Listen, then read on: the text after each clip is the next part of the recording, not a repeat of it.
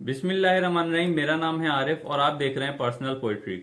जनाब, आज मैं आपको एक छोटा सा कथा सुनाने वाला हूं, लेकिन उस कथा को सुनाने से पहले एक छोटा सा फरमाने मौला अली अलैहिस्सलाम आपके साथ शेयर करूं। मौला फरमाते हैं, ईसार, फजीलत और एतिकार यानी माल को रोक कर रखना पस्ती है। इस छोटे से जुमले पे अगर गौर करें तो बहुत सी बातें वाज़ेह हों और बहुत से मसले मसाइल का हल आपको मिल जाए। इस जुमले में दो लफ्ज इस्तेमाल हुए हैं, एक ईसार और एक एहतिकार। ईसार का मतलब होता है जनाब कुर्बानी या जज्बा कुर्बानी या गैर मामूली सखावत। और इसका मतलब देखें तो इसका एक मतलब ये भी निकलता है दूसरों के मफाद को अपने मफाद पर तरजीह देना, दूसरों के मफाद को अपने मफाद पर तरजीह देना।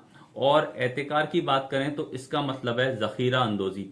अब हम दोबारा से अगर वो कॉल पढ़ें तो हमें वाजे हो कि मौला फरमा रहे हैं ईसार फजीलत है और जखीरा अंदोजी पस्ती है। लेकिन मसला यह है कि हमने जखीरा अंदोजी को समझ लिया है कारोबार और कारोबार को समझ लिया है फजीलत। देखें, कारोबार तो है वो एक बिल्कुल ठीक चीज है, लेकिन जखीरा अंदोजी गलत चीज है। वो हमें पस्ती की तरफ ले जाती है। जिस भी माशरे के अंदर जखीरा अंदोजी बढ़ जाएगी वो माशरा ऑटोमेटिकली पस्ती की तरफ जाना शुरू हो जाएगा, क्योंकि जखीरा अंदोजी जो है बेसिकली एक किस्म है जुल्म की।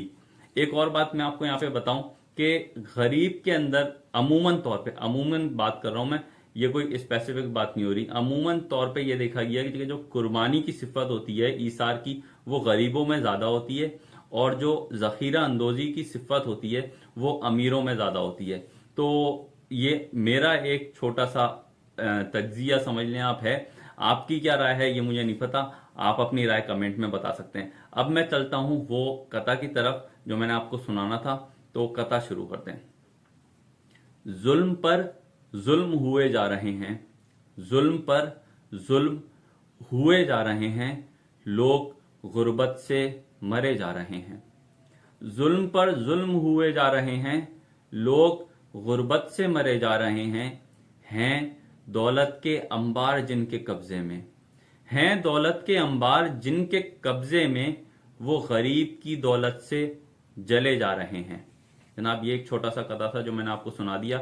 यहां पे करते हैं वीडियो को एंड। अब हम मिलेंगे नेक्स्ट वीडियो में। अपना ख्याल रखिएगा और मुझे दुआओं में याद रखिएगा। Thank you. खुदा हाफिज।